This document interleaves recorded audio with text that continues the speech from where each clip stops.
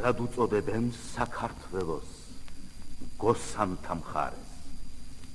მის მთებს და ჭალებს, უღრან ტყეებს, ლამაზ ხეობებს, მის ძველ ნანგრევებს, ციხე კოშკებს შემოგარებს, მის ჯირითობას, ბურთაობას, ხალხურ დღეობებს უძველეს ხნიდან პოეზიას დევდა ზეპირი.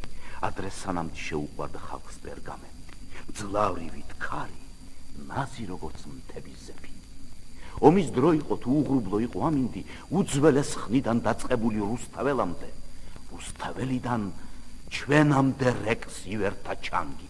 მასთან უძლური იყო ცეცხლი ასული ცამდე 1000 ჩინგის, მაჰმად-ხანი და თემურლანგი.